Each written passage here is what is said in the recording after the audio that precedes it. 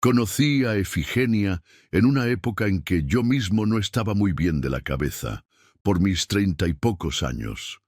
Nos cruzábamos casi todos los días en la puerta del jardín de infancia. Mi hija estudiaba con su hija, Isis. Efigenia era el tipo de mujer que pasaba desapercibida para los demás, pero yo siempre me fijaba en ella, no por belleza ni nada por el estilo, sino por la forma en que cargaba el mundo sobre los hombros sin dejar caer nada. Siempre con prisas, el pelo recogido en un moño torcido, ropa sencilla, zapatos desgastados.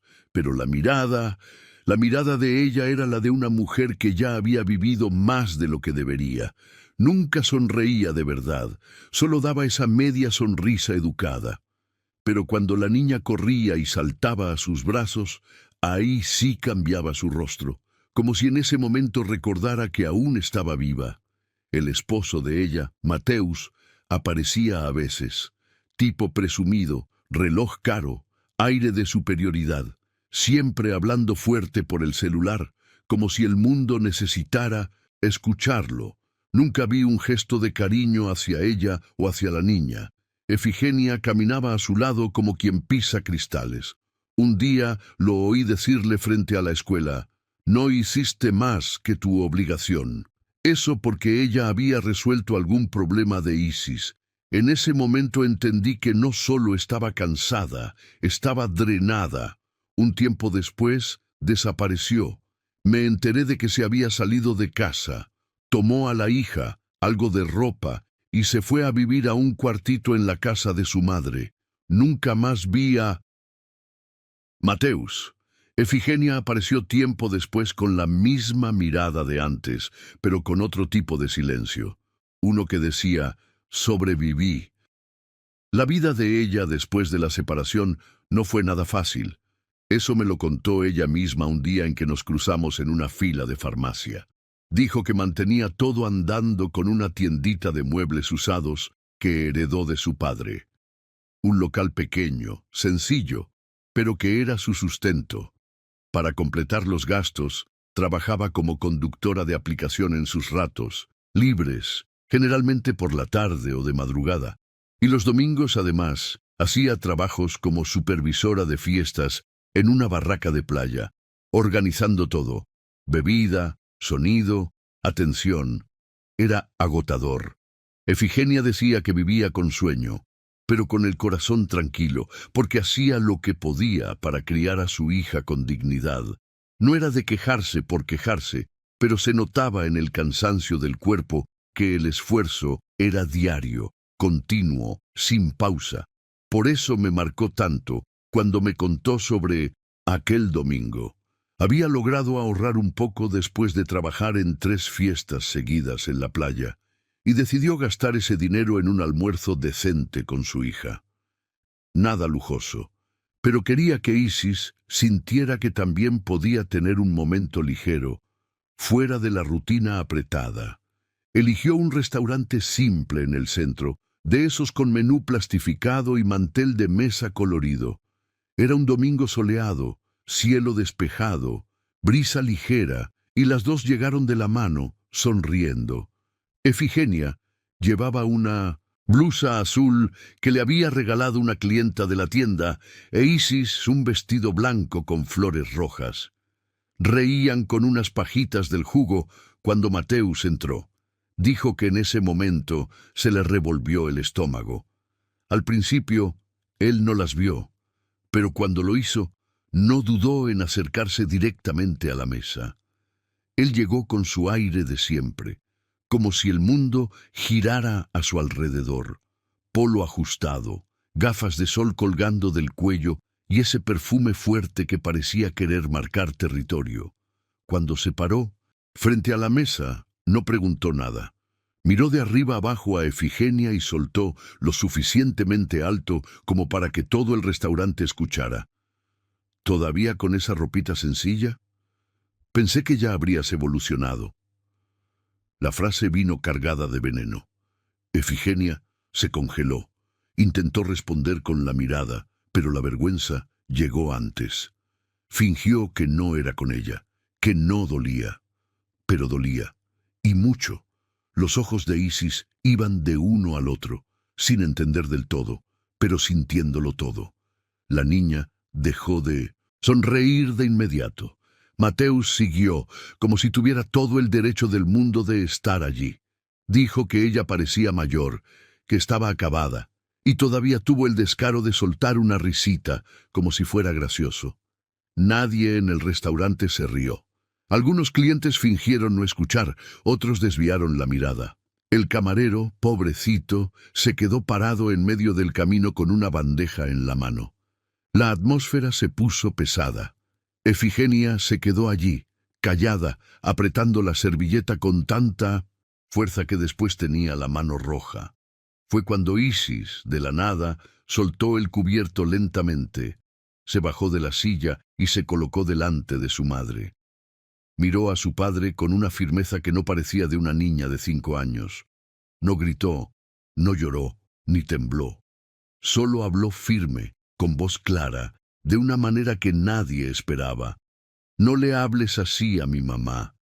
Fue como si alguien hubiera tirado del freno de mano del mundo.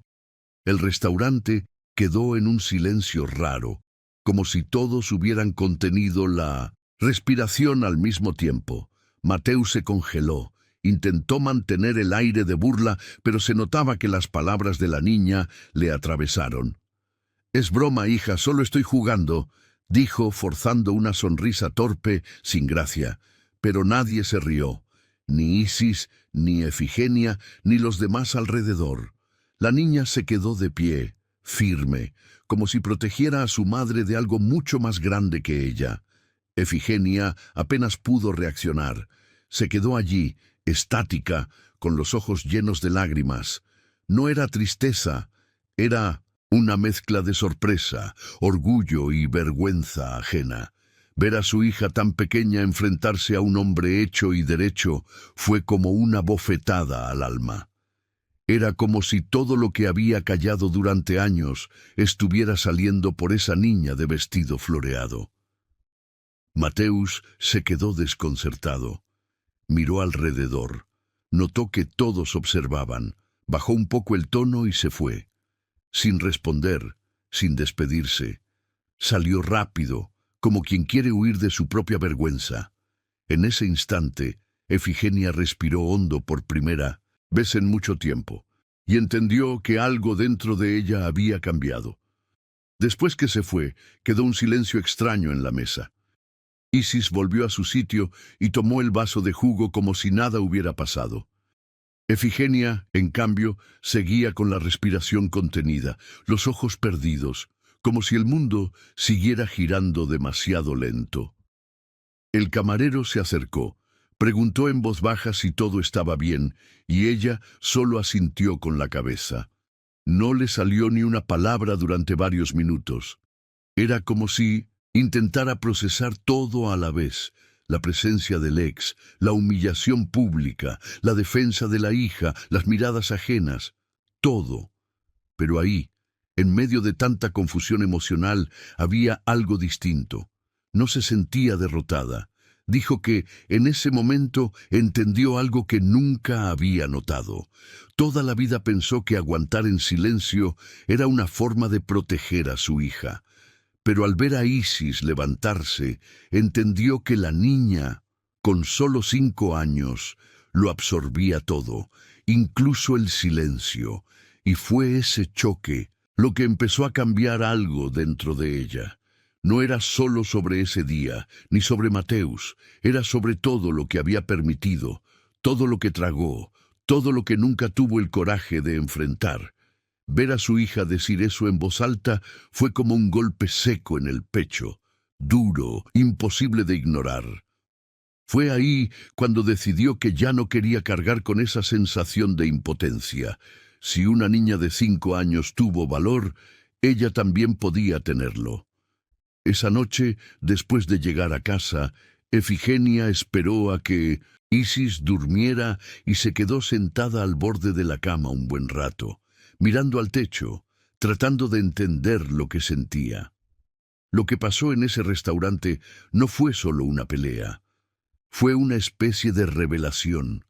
Por primera vez se sintió vista, no por un hombre, ni por la sociedad, sino por su propia hija, y eso tenía un peso que no sabía explicar. ¿Te está gustando la historia? Dale me gusta y suscríbete al canal.